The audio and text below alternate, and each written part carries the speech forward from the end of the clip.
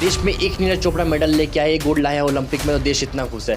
गांव से, हर जिले से, हर राज्य से नीरज चोपड़ा जैसे लोग कैसे बनेंगे, डेटा लिया है कि जहां पे यूएसए है, चाइना है, बाकी जो नेशंस हैं उनके पास मेडल्स, लेकिन इंडिया के पास आज मेडल्स तक नहीं आते हैं। जिस देश में वीरांगनाएं, रानी लक्ष्मीबाई जैसी, दुर्गावती जैसी, इन जैसी जो वीरांगनाएं हुई हैं, उस देश में अगर सर लड़कियों को सड़क पर चलने के लिए, अपने देश में, अपने मोहल्ले में, अपने गली में सड़कों पर चलने के लिए अगर सेल्फ डिफेंस सीखना पड़े, तो इससे शर्मनाक बात कुछ होगी सर। यहाँ पे एक भाई दिख रहे हैं, उनके हाथ में ये बैंडेज लगा हुआ है, तो चोट कैसे आपको लग गया? ये ननचाकू चलाने के टाइम में स्क्रैच कुछ ज़्यादा हो गया और उसके कारण ही चोट लग गया, तो बस वही है। तो मतलब इससे आपका मोटिवेशन कुछ टूटता है, डील करना है तो करना है तो करना है, because this is saying if you focus on the pain grows, and if you focus on the gain grows. और बेफालतू में किसी को फोन मिलाने से बेटर है कि अपने आप को ग्रोथ बढ़ाइए, अपने आप को ग्रोथ बढ़ाइए। बहुत बढ़िया बात बोल रहे हैं कि बेफालतू के किसी, हमारे चाचा विधायक है तो चाचा मंत्री हैं तो मामा डीएम वो करने से बढ़िया कि खुद में आप एक स्टेमिना लाइए, खुद में आप एक जकीरा पैदा कीजिए। आजकल मॉडर्न टाइम में क्या हुआ है कि कैलिस्थेनिक्स और एस्थेटिक्स वगैरह का काफ़ी क्रेज़ आया है, तो वो सब के लिए मुझे लगता है बिहार में ये पहला क्लब है जहाँ पे इतना बड़ा ये इस साइज़ का फ्रेम है और सारे तरह का सर खुद हम लोग को पर्सनली ट्रेनिंग देते हैं। यूनिक चीज़ लगा वो था कि knowledge will give you power but character will give you respect.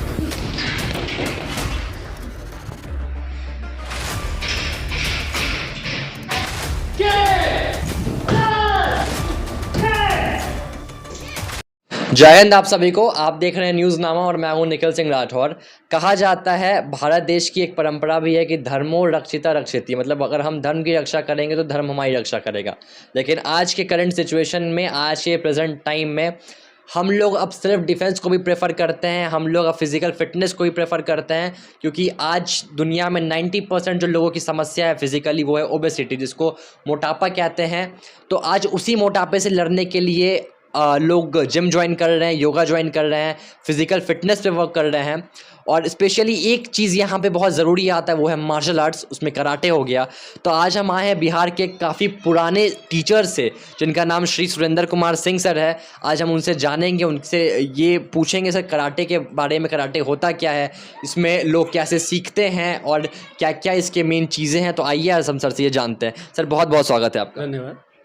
Sir सबसे पहले तो ये प्रश्न मेरा आपसे ये रहेगा कि इतने ज़्यादा समय से आप कराटे के टीचर भी हैं, एक टाइम पे आप प्लेयर भी थे और आप बिहार कराटे एसोसिएशन के मेरे ख्याल से वाइस प्रेसिडेंट भी हैं, तो इतना बड़ा टेन्योर हो गया, आपने इस स्पोर्ट से क्या सीखा और आप बाकी जो हमारे दर्शक हैं उन्हें क्या बताना चाहेंगे? कराटे क्या है जो लोगों के मन में एक हवा बना हुआ है कि नहीं सिर्फ लड़ाई झगड़ा है, सिर्फ 3-4 चीज़ सीख लेने हैं, किसी को पिट देना है, पाट देना है, इसका मेन मकसद क्या है, ये बताइए सर। देखिए, मार्शल आर्ट जब आप करते हैं ना तो आपका जीवन सार्थक होता है। ओके, कुछ लोगों को भ्रम होता है ना कि मारपीट का चीज़ है, मारपीट का चीज़ नहीं है, बिल्कुल नहीं है। आपके अंदर सकारात्मक शक्ति का जागृत होता है, ठीक है। आप उन बेहतर लाइफ को बेहतर बना सकते हैं। बहुत लोगों का कहना है कि मार्शल आर्ट करने से क्या लाइफ बन जाएगा, क्यों नहीं बनेगा। ये वैसे लोग बोलते हैं जो कभी अपने आप को सक्सेसफुल नहीं हुए लाइफ में। जो सक्सेसफुल है आप उनसे पूछो ना, आप जाकर अक्षय कुमार से पूछो, टाइगर श्रॉफ हैं, आप उनसे पूछ सकते हो मार्शल आर्ट के क्या देन है। ऐसे बहुत से उदाहरण आपके लाइफ में, टोनी जा हैं, आप उनसे आए पूछो। अलग आज के डेट में अलग जो भी हैं तो मार्शल आर्ट बलबूते ही है ना। तो जब आपने आपको किसी भी क्षेत्र में उस मुकाम तक ले जाइएगा तब अपने आप वो करियर आपको आ जाएगा, बशर्ते कि आपको समर्पित होना है, ना कि लालच में आगे करना है। लालच क्या होता है कि जाएंगे नेशनल गेम में, जाएंगे हम मेडल निकालेंगे तो सरकार हमको नौकरी दे देगा, तो ये लालच है। किसी भी कलाओं को लालच में आके मत कीजिए, अपने आप को निखारने के लिए कीजिए कि शारीरिक और मानसिक रूप से कैसे हम अपने आप को मजबूत कर सकते हैं, उसके लिए कीजिए। काबिलियत लाइए अपने अंदर, बाकी सारी चीज़ अपने आप आ जाएगा, ठीक है। सर एक चीज़ हमको ये पूछना है आपसे कि देश में हमारा गोल्ड मेडल लाए हैं श्री नीरज चोपड़ा सर। सारी जितनी प्राइवेट कंपनियां या सरकारी में उन्हें काफ़ी जगहों से सम्मानित किया गया, सब कुछ किया। देश में एक नीरज चोपड़ा मेडल लेके आए, गोल्ड लाया ओलंपिक में, तो देश इतना खुश है। गांव से, हर जिले से, हर राज्य से नीरज चोपड़ा जैसे लोग कैसे बनेंगे, हमारा देश पदक हो गया, ये सब कैसे जीतेगा सर? आज हमने वो डेटा लिया है कि जहाँ पे यूएसए है, चाइना है, बाकी जो नेशंस हैं उनके पास मेडल्स, लेकिन इंडिया के पास आज मेडल्स तक नहीं आते हैं। देखिए, इसके लिए सिर्फ सरकार को दोषी देना सही नहीं है, ठीक है। जब तक गवर्नमेंट, पब्लिक और खुद प्लेयर ये तीनों एक साथ मिलकर काम नहीं करेगा तब तक नहीं होगा। इसमें सबसे बड़ा उदाहरण हमारा हरियाणा स्टेट है, जहाँ का पब्लिक, गवर्नमेंट और खुद प्लेयर ये तीनों मिलकर काम करता है। जब हरियाणा में जाइएगा तो आप कहिए हम प्लेयर हैं, तो देखिए आपको कितना मान सम्मान मिलता है, ठीक है, जो अदर स्टेट में इतना नहीं है। तो जब तक गवर्नमेंट, पब्लिक और यहाँ के प्लेयर एक दिशा में एक मत होकर नहीं चलेंगे, अलग फेडरेशन बनाने की जगह एक फेडरेशन में रहेंगे, ठीक है, चाहे वो प्लेयर हों, चाहे सीनियर लेवल मास्टर हों, उन सब को मिलकर चाहिए कि देश के खातिर एक फेडरेशन बनाए, एक फेडरेशन की तरह बच्चे खेलें, ताकि अलग अलग कन्फ्यूजन ना रहे, बच्चों को सही से गेम मिले, तो तभी हम लोग आगे बढ़ सकते हैं। हमको अपने बारे में नहीं सोचना चाहिए, हमको केवल अपने देश के बारे में सोचना कि देश को मेडल कैसे आएगा, उसके लिए त्याग करना पड़ता है। सर जैसे कि मैंने कुछ रिसर्च भी किया था, मैं कह रहा हूँ कि जो भी फेडरेशन चल रहे हैं या फिर जो भी संस्थान चल रहे हैं, किसी की मान्यता ओलंपिक संघ से होती है, तो किसी का एसोसिएशन ऑफ इंडिया से होता है, किसी का कराटे फेडरेशन से होता है। तो सर इसमें तो बच्चों का फ्यूचर स्पॉइल होगा ना डायरेक्टली, कि मतलब एक बच्चा कोई और गेम नहीं खेल सकता है। हाँ, इसलिए हम क्या बोले कि प्लेयर्स को, इंस्ट्रक्टर्स को, पब्लिक को, गवर्नमेंट को, ये सबको एक मत में एक दिशा में चलना पड़ेगा, तब देश को मेडल आएगा, अदरवाइज ऐसा नहीं आएगा, ठीक है।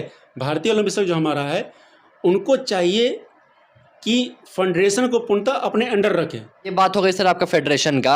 एक प्रश्न हमेशा रहता है कि मार्शल आर्ट या कराटे तो सेल्फ डिफेंस के लिए है, हम स्पेशली महिलाओं के लिए, लड़कियों के लिए, अभी जो मॉडर्न हमारा जो ज़माना है उसके लिए लोग कहते हैं कि सेल्फ डिफेंस सीखिए। हमारे यशस्वी प्रधानमंत्री भी कहते हैं कि बेटियों को आत्मरक्षा पे ध्यान देना चाहिए। मेरा सर दो सवाल है आपसे। पहला सवाल तो ये है कि जिस देश में वीरांगनाएं, रानी लक्ष्मीबाई जैसी, दुर्गावती जैसी, इन जैसी जो वीरांगनाएं हुई हैं, उस देश में अगर सर लड़कियों को सड़क पर चलने के लिए, अपने देश में, अपने मोहल्ले में, अपने गली में सड़कों पर चलने के लिए अगर सेल्फ डिफेंस सीखना पड़े, तो इससे शर्मनाक बात कुछ होगी सर? बिल्कुल आप सही बोल रहे हैं, ठीक है। हमारे देश का जो परंपरा है, यहाँ पुरुष और नारी को बराबर का अधिकार दिया गया है। उसी तरह हमारे देश में कई वीरांगनाएं, कई विदुषी महिलाएं हुई हैं जिसको बराबर का अधिकार था, अस्त्र शस्त्र का विद्या सबको दिया जाता था। जब से विदेशियों का आक्रमण हुआ यहाँ पे, उसके बाद से भारत का इतिहास बदलना शुरू हो गया, परंपरा बदलना शुरू हो गया। खुद को ताकतवर बनाइए, कमज़ोर मत बनाइए। नारियाँ पहले किस लिए सीखती थी? सेल्फ डिफेंस सीखती थी, आत्मरक्षा के लिए सीखती थी, देश की सुरक्षा के लिए सीखती थी। जैसे सर रानी लक्ष्मीबाई भी थी, वही बता रहे हाँ, कि जैसे रानी लक्ष्मीबाई अस्त्र शस्त्र का विद्या लिए, तो क्या वो अपने इज्जत बचाने के लिए करती थी? वो देश के लिए की थी कि हम अपने झांसी को किसी के हाथ नहीं लगने देंगे, दुश्मन का हाथ नहीं लगने देंगे, इसलिए से आज की बच्चियों को भी मार्शल आर्ट करना है, ये पहले देश के मेडल के लिए। सर मेडल के लिए है, देश के लिए बहुत अच्छी बात है, लेकिन सिर्फ बच्चियों पे हम नहीं जाएंगे, उनके जो माँ बाप हैं, जो अभिभावक हैं, कहते हैं कि अश्लील मूवी में हमारी बच्चियां काम नहीं करेंगी। ठीक है, अच्छी बात है, आप बिल्कुल काफ़ी अच्छा सोच रहे हैं, लेकिन उसी अश्लील मूवी के अश्लील गानों पे आप एक से एक रियलिटी शो है, वहाँ अपने बच्चों को डांस करवा रहे हैं। डांस बिल्कुल गलत चीज़ नहीं है, नृत्य कला बिल्कुल गलत चीज़ नहीं है, लेकिन एक अश्लील चीज़ और एक अच्छे से डांस करना, इसमें सर एक काफ़ी अंतर होता है। देखिए, हम लोग जहाँ तक टाइम तो मिलता नहीं, कभी कभी नज़र पड़ता है तो बहुत लज्जा आता है देखने में, ये छोटी छोटी बच्चियों को, ठीक है, ऐसा ऐसा गाना पे डांस करवाता है जिसका नॉलेज बच्ची को नहीं है। तो कल को वो बच्ची बड़ी होकर क्या बनेगी? वीरांगना कहाँ से बनेगी? अभी जो शो होता है, ठीक है, साल में 2 बार, एक 26 जनवरी, एक 15 अगस्त, ये 2 समय में वीर रस का गाना दिखा देता है, बाकी साल भर वही लटक मटक छटक, शीला की जवानी, तो चढ़ती जवानी, ये सब पे डांस होता है, जुम्मा चुम्मा दे दे। यार 5 साल 6 साल बच्ची को ऐसा गाना करवाते हो, क्या बनाओगे उसको बड़ा होकर? 6 साल बच्ची को कहते हो कि बॉयफ्रेंड है कि नहीं है, क्या बुद्धि दे रहे हो उसको यार? रियलिटी शो के नाम पे मानसिक रूप से उसको बदल रहे हैं। बड़ा होकर बच्चे क्या बने? कभी भी वैसे बच्चे, हमको नहीं लगता वैसे बच्चे बड़े होकर देश की सेवा करेंगे, वही लटक मटक झटक करते रहेंगे, क्योंकि आप बचपन में वैसा चीज़ दे रहे हो, उसको रंगीन दुनिया दिखा रहे हो, वास्तविकता से हटा रहे हो, संस्कार खत्म कर रहे हो बच्चों का। कल को बड़ा होकर बच्चा कहीं से उसके अंदर भारतीय सभ्यता की झलक नहीं रहेगा उसके अंदर। हमारे देश को हजारों लोग आए हैं यहाँ पे इसको बर्बाद करने के लिए, लेकिन अभी तक हमारे देश का कारण कि अभी हमारा संस्कार मरा नहीं है। और जिस दिन हमारे देश का संस्कार मरेगा ना, उस दिन हमारा देश टुकड़े टुकड़े बढ़ जाएगा। बच्चियों को सिखाओ, ऐसा नहीं कि नहीं सिखाना है, डांस सिखाना है, सब चीज़ सिखाना है। कला कोई ख़राब नहीं होता है, बट उसमें अश्लीलता मत डालिए, ठीक है। किसी भी कला को ईश्वर से जोड़िए, ना कि शैतानियत से जोड़िए। अश्लीलता मत दिखाइए, अंग प्रदर्शन मत कीजिए। पाश्चात्य सभ्यता कोई गंदा चीज़ नहीं है, बट उसको गंदगी की तरह मत पहनिए। मतलब सर क्लियरली कहना ये चाह रहे हैं कि आपके पास पूरा इंडिपेंडेंट राइट है, आप बिल्कुल स्वतंत्र हैं, लेकिन आप उस स्वतंत्रता को अपने डिग्निटी के साथ मेंटेन करिए। सर काफ़ी अच्छा लगा हमको आपसे बात करके, आप युवाओं को प्रेरणा भी दे रहे हैं, काफ़ी अच्छा सराहनीय काम भी कर रहे हैं। तो बस हम चाहेंगे आपसे एक रिक्वेस्ट भी है कि आपका जो कराटे का मार्शल आर्ट का स्टूडियो है वो भी हमें दिखा दीजिए, और हम देखना चाहेंगे कि आप स्टूडेंट कैसे प्रैक्टिस करते हैं और वो कैसे अपने लाइफ में आगे बढ़ेंगे। अभी हम लोग सर के स्टूडियो भी चल रहे हैं, वहाँ लोग कैसे प्रैक्टिस करते हैं उस पर भी हम फोकस करेंगे। तो आइए देखते हैं।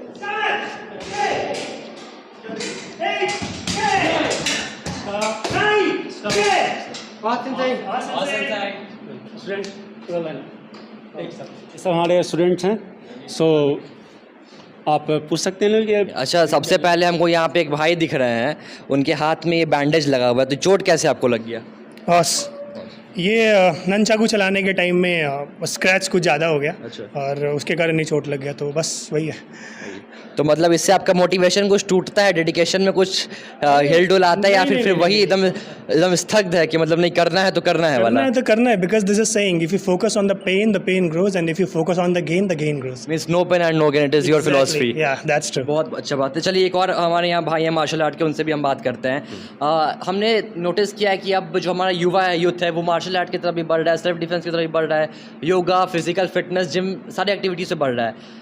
आपकी खुद के जीवन में, आपके अपने लाइफ में आपका क्या चेंजेस आया जब आप मार्शल आर्ट्स नहीं करते थे, जब आप फिजिकल पे नहीं थे उससे पहले का, और अब आप मार्शल आर्ट्स करते हैं उसके बाद का क्या डिफरेंस है और क्या चेंजेस है? सबसे पहले तो मैं, आपने जो ये बात कही कि आज के जो युवा हैं जो मार्शल आर्ट योगा की तरफ जो मुख मोड़ रहे हैं, वो चीज़ें आपने बहुत अच्छी कही। पहले के लोगों को इस चीज़ के बारे में ज़्यादा जानकारी नहीं होती थी, ठीक है। अभी क्या है, लोगों को पता चल रहा है कि इसका बेनिफिट्स क्या है, ठीक है। लोग किसी भी तरह अपने दिनचर्या में से 24 घंटे में से अगर 1 घंटा भी अगर इसके लिए समय निकाल रहा है, तो लोगों को खुद से पता चल रहा है कि इसके करने का फ़ायदा क्या है, ठीक है। जहाँ तक मैं अपनी बात करूँ तो मेरा यहाँ पे आए हुए 2 साल 2.5 साल हो गया है, ठीक है। मेरे आने से पहले मैं बहुत मतलब अपने अंदर से कहा जाए तो सेल्फ कॉन्फिडेंस नाम का कोई चीज़ नहीं था किसी भी काम को लेकर के, ठीक है। तो ये अभी ये करने के बाद ऐसा नहीं है कि हर चीज़ के लिए ये मार्शल आर्ट ज़रूरी है, लेकिन ये करने के बाद जो मुझे अंदर से कॉन्फिडेंस मिला है, वो मैं चाहूँगा कि मैं ये बोलना चाहूँगा सबको कि अगर आप लोग एक बार ट्राई करके देखो मार्शल आर्ट्स आपको क्या सिखाता है, ठीक है। काफ़ी डिसिप्लिन में ले आएगा आपको मार्शल आर्ट्स, ठीक है। हर चीज़ को काम करने का तरीका को बताएगा। ये कोई ज़रूरी नहीं है कि मार्शल आर्ट्स सिर्फ सेल्फ डिफेंस के लिए है, फाइट के लिए है, ठीक है। ये एक जीवन जीने का तरीका को बताएगा, शैली को बताएगा। मतलब ये इंसान को डिसिप्लिन वे में भी करता है, उसे एक डेडिकेशन देता है, एक अच्छा माइंडसेट देता है, गोल अपीयरेंस में भी ये काफ़ी ज़्यादा हेल्प करता है। तो एक हमारे साथ एक और भाई हैं, उनसे भी हम बात करेंगे। बॉडी आपका काफ़ी अच्छा है, आप फिट लग रहे हैं, काफ़ी अच्छे से लग रहे हैं। मार्शल आर्ट्स या फिर कराटे जो हम कहें, स्पेशली आपके लाइफ में क्या आपको क्या जॉय दिया है, वो ये बताइए आप। Okay, actually martial art just like positive thinking for me. मेरे लिए हमेशा मार्शल आर्ट एक पॉजिटिव थिंकिंग के वे से रहा है। आज भी जब मैं रोड पे चलता हूँ, चाहे 12 बजे, चाहे 1 बजे, चाहे 2 बजे, चाहे मुझे कहीं खड़ा भी होना पड़ता है, तो मुझे किसी के सहारे की ज़रूरत नहीं है, या फिर मुझे किसी को कॉल करने की ज़रूरत नहीं है, या फिर मुझे अगर जैसे झगड़ा होता है या फिर मारपीट होता है, या फिर मुझे कहीं बोलना है, स्टैंडिंग करना है, खड़ा होना है, तो इसके लिए मुझे हमेशा अंदर से एक पॉजिटिव थिंकिंग रहता है कि तुम कर सकते हो, तुम कहीं भी खड़ा हो सकते हो, आवाज़ उठा सकते हो। किसी फालतू सड़े हुए मतलब ऐसा सोच विचार मेरे पास नहीं है कि कोई किसी को मार रहा है तो मतलब आप किसी को दबाइए या फिर आप उससे डर जाइए, ऐसा कुछ नहीं। अगर मुझे अपना बात किसी भी प्लेटफॉर्म पे रखने के लिए एक हिम्मत देता है, पॉजिटिव थिंकिंग देता है, इसीलिए मैं मार्शल आर्ट करने के लिए आता हूँ। यूथ को क्या मैसेज देना चाहेंगे आप?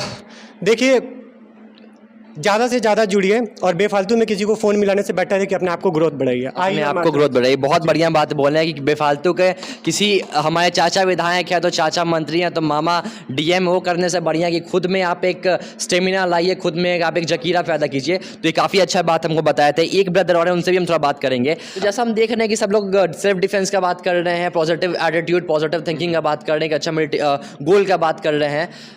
मार्शल आर्ट्स को कहीं आप आगे अपने कैरियर को चूज़ करने के लिए ऐसा सोच रहे हैं, या फिर जस्ट लाइक नहीं सेल्फ डिफेंस के लिए और फिजिकल अपीयरेंस के लिए, फिजिकल फिटनेस के लिए, इस पे आपका क्या पॉइंट है? मुझे कम्पीट करना बहुत पसंद है, तो बहुत सारी चीज़ें कम्पीट करने के लिए, चेस है, स्पोर्ट्स है, बहुत सारी चीज़ें हैं। बट मैं मार्शल आर्ट्स इसलिए चूज़ किया क्योंकि इसमें मैं माइंड, बॉडी, स्पिरिट तीनों को बैलेंस कर सकता हूँ। बाकी चीज़ों में बैलेंस नहीं है आजकल, या तो आपको बॉडी सेक्रीफाइस करना पड़ेगा या कुछ ना कुछ सेक्रीफाइस करना पड़ता है। तो मार्शल आर्ट एक मात्र होलिस्टिक स्पोर्ट्स है जिससे मैं कम्पीट भी कर सकता हूँ, आगे जा भी सकता हूँ, मेरा बॉडी माइंड स्पिरिट बिल्कुल बैलेंस्ड भी रहेगा। तो मेरे को इसके अलावा कोई बेस्ट अल्टरनेटिव नहीं है। आगे चल के चैंपियनशिप खेलने का भी कुछ मूड है वैसा, या फिर अभी फ़िलहाल फिज़िकली अपने आप को फिट करने का मूड है? मुझे आगे खेलने का तो बिल्कुल मन है, बट खेलने का बिल्कुल मन है। तो मैं अभी बस प्रैक्टिस पे फोकस कर रहा हूँ ताकि मैं आगे कम्पीट करने लायक बन जाऊँ। ठीक है, यहाँ पे एक हैं, उन्होंने हैंड रैप भी, इसको पता नहीं क्या ही बोलते हैं, मैं तो फैमिलियर नहीं हूँ हैंड रैप जो भी रैप्स है, मैं इनसे जान ले रहा हूँ। सब बता रहे हैं कि मार्शल आर्ट्स में ये कैपेबिलिटीज़ हैं, ये सब कुछ है। टीचर कैसा सिखाते? क्योंकि कहा जाता है कि गुरुर ब्रह्मा गुरुर विष्णु गुरुर देवो महेश्वर गुरुर साक्षात परम ब्रह्मा तस्मै से गुरुवे नमः। तो गुरु जो होते हैं वही किसी भी चीज़ को आसमान तक जीत दिला सकते हैं, सब कुछ कर सकते हैं। आपके टीचर आप पे कैसा फोकस करते हैं, आपके टीचर आप पे कैसा ध्यान देते हैं, और आप अपने टीचर से कैसे प्रेरणा लेते हैं और उसको अपने जीवन में कैसे उतारते हैं?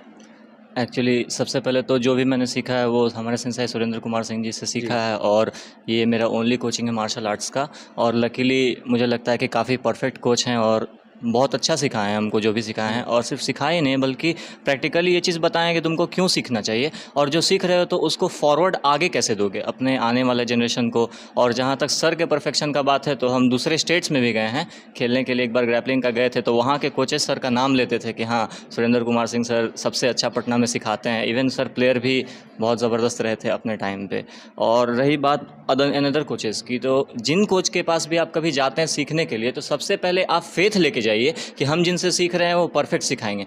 जो जितना वो सिखा रहे हैं पहले उसको कैप्चर कीजिए। बहुत सारे लोग ऐसे होते हैं जो आते हैं और कुछ अलग राग लेकर के आते हैं, लाइक यहाँ पे क्लास में ये बताया जा रहा है तो वो कोई अलग राग गाते हैं कि नहीं वहाँ तो ऐसे होता है। तो सबसे पहले आप जहाँ भी सीखिए, भले किसी भी कोच के पास सीखिए ऑल ओवर इंडिया में, तो एक फेथ से सीखिए कि मेरे कोच अच्छे हैं, उनको आता है और उनसे हमको सीखना है। वो सारा कंटेंट आप पहले उनसे लीजिए, उसके बाद फिर अपने लाइफ में आप जहाँ चाहे आगे जा सकते हैं। बहुत बढ़िया, आपने बहुत अच्छा बात बताया। इक्विपमेंट्स कैसा है यहाँ के? जो इक्विपमेंट्स है, मैंने देखा कि ग्लव्स भी है, जिम के इक्विपमेंट्स है, पंचिंग बैग्स है, मैट्स लगे हुए हैं। ये एक नॉर्मल जो बच्चा बालू पे करता है और इस पे करता है, दोनों के लाइफ में ये क्या कंपैरिजन में क्या हेल्प करता है, और आप लोगों को स्पेशली कैसे हेल्प किया है? ये सब बेसिकली टेक्निकल चेंजेस है। जैसे लोग बालू पे भी प्रैक्टिस करते हैं सर, हम लोग के लिए भी कभी कभी ओकेजनली अरेंज करवाते हैं, रोज़ तो बालू पे नहीं, बट ये सब फ्रेम लगा हुआ है। आजकल मॉडर्न टाइम में क्या हुआ है कि कैलिस्थेनिक्स और एस्थेटिक्स वगैरह का काफ़ी क्रेज़ आया है, तो वो सब के लिए मुझे लगता है बिहार में ये पहला क्लब है जहाँ पे इतना बड़ा ये इस साइज़ का फ्रेम है। और सारे तरह का सर खुद हम लोग को पर्सनली ट्रेनिंग देते हैं, और पंचिंग बैग्स वगैरह, मतलब ट्रेडिशनली जितना भी प्रैक्टिस होता था वो सारा चीज़ यहाँ पे होता है। नीचे पेड़ लगा हुआ है जिस पर रस्सी क्लाइंबिंग के लिए, इवन पंचिंग के लिए भी है। तो जो पुराना मार्शल आर्ट्स था जिसमें हार्ड प्रैक्टिस होता था वो भी, और नया है जिसमें एरोबिक्स है, कैलिस्थेनिक्स है, थोड़ा स्टाइलिश वगैरह, वो सारा चीज़ भी काफ़ी अच्छे से यहाँ पे प्रोवाइड। मतलब मार्शल आर्ट्स में आपको हर कैटेगरी के, मतलब किक पंच से लेकर के आपके फिजिकल फिटनेस से लेकर के आपका मतलब सारा आपका कॉम्बैट जो भी है वो करते हैं। बहुत बढ़िया। हम चाहेंगे कि यहाँ के जो हमारे टीचर हैं मिस्टर सुरेंद्र सर, तो आइए हम लोग सर से थोड़ा बात करते हैं इनके क्लब के बारे में, ये कैसे इक्विपमेंट्स यूज़ करते हैं। और जब मैं यहाँ आया था मेरे को काफ़ी यूनिक चीज़ लगा वहाँ पे कि कुछ कोड्स लिखे हुए हैं, तो आइए वहाँ पे चलते हैं और सर से ही पूछते हैं कि उन कोड्स को